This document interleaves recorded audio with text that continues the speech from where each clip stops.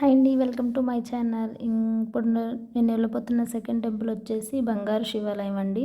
ఇది వచ్చేసి యాదాద్రి నుంచి 20 కిలోమీటర్స్ దూరంలో ఉంటుంది. నాగిరెడ్డిపల్లి, రామేశ్వరం. సో దీనికి ఎంట్రీ ఫీ వచ్చేసి పర్ పర్సన్కి 100 రూపీస్. బైక్ ఛార్జెస్ సపరేట్గా పే చేయాలి. ఇక్కడ అయితే మనం వేలల్లో శివలింగాన్ని చూడవచ్చు. సో ఇక్కడికి అక్కడ మనకి ఒక ఇన్ఫర్మేషన్, దానిలో ఎన్ని శివలింగాలు ఉన్నాయి ఏంటి అని ప్రతిదీ క్లియర్గా మెన్షన్ చేసి ఉంటుంది. సో చూస్తున్నారు కదా, ఇదైతే స్ఫటికలింగము. సో ఇక్కడ లేని సాయిబాబాని అయితే ఇక్కడ మనం ఇలా చూడొచ్చు. సో ఈ శివలింగానికి ఎక్కడికక్కడ విత్ పేరుతో అండ్ నెంబర్తో సహా వేసి ఉన్నాయి. శ్రీచక్రాలు ఉన్నాయి. ఇప్పుడు మనం చూస్తుంది గోల్డెన్ శివలింగం అనమాట. ఇదైతే ప్రపంచంలోనే ఎక్కడ లేని శివలింగము. 3 అడుగుల ఎత్తులో ఉంటుంది. దీనికి సపరేట్గా మనం అభిషేకం చేయాలి అనుకుంటే 500 పెట్టి టికెట్ తీసుకొని మన చేతులతో మనం అభిషేకం చేయొచ్చు అనమాట. సో చూస్తున్నారు కదా, ఇక్కడైతే మనం ఎటు చూసినా, ఏ ఏరియాలో చూసినా మొత్తం మనకి శివలింగాలే కనిపిస్తూ ఉంటాయి. సో మీరు కనుక హైదరాబాద్లో ఉంటే ఈ టెంపుల్ని మస్ట్గా విజిట్ చేయండి. మీకు నాగిరెడ్డిపల్లికి బస్సెస్ ఉంటాయి. అక్కడ నుంచి మీరు లోపలికి ఒక 2 కిలోమీటర్స్ ఉంటుంది. సో ఇప్పుడైతే చూస్తుంది అమ్మవారి అవతారాలండి. సో ఇక్కడ హిందూ గాడ్స్లో ప్రతి దేవుడు మనకి ఈ టెంపుల్లో కనిపిస్తుందన్నమాట. సో ఒకసారి అయితే మీరు ఖచ్చితంగా వెళ్ళి విజిట్ చేయండి. సో చూస్తున్నారు కదా అవతారాలు, ప్రతి ఒక్క అవతారము మనం చూడవచ్చు ఇక్కడ. ప్రతి దేవుడు ఉంటాడు. సో నాకైతే టెంపుల్ మామూలుగా నేను చూసి వెళ్ళాను, బట్ ఇంత బాగుంటుందని అయితే నేను ఎక్స్పెక్ట్ చేయలేదు.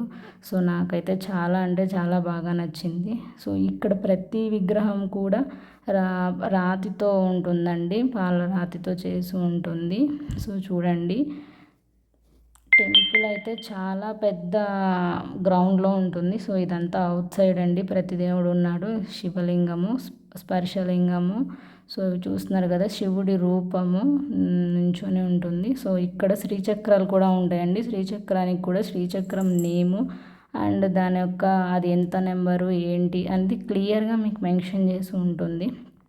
సో మీరైతే టెంపుల్ని మస్ట్గా విజిట్ చేయండి. సో ఈవెన్ ఇక్కడ కాలభైరవ దేవుడు కూడా ఉంటాడనమాట.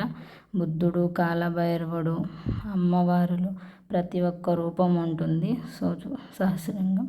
ఇప్పుడు మనం చూస్తుంది జలలింగ దర్బారు. సో ఇక్కడ ఈ శివలింగాన్ని ఇలా నీళ్ళల్లో చేసి ఉంచారనమాట. చూడండి, ఇదైతే చాలా బాగా నచ్చింది. సో దీనికైతే మనకి అటెలో లేదు, జస్ట్ అక్కడ వరకే వీడియో అంతవరకు. సో చూస్తున్నారు కదా, ఇదైతే అవుట్ సైడ్ అండి. బయటకు వచ్చేటప్పుడు చూడండి ఒక్కసారి ఎంత బాగుందో. ఇటు చూసిన శివలింగాలే అండి. నియర్లీ నాకు తెలిసి 2000కి పైగానే శివలింగాలు ఉంటాయి. నేనైతే అవి బోర్డులు ఉన్నాయి కదా, అవన్నీ చూసుకొని కౌంట్ చేసుకుంటే సరిపోతుంది. కానీ ప్రపంచంలోనే ఇట్లాంటి టెంపుల్ కానీ, అన్ని దేవుడులు ఒక దగ్గర ఉండే టెంపుల్ కానీ మనం చూసి ఉండము. సో వెనకాల ఏదో టెంపుల్ ఇంకోటి కన్స్ట్రక్షన్ జరుగుతుంది.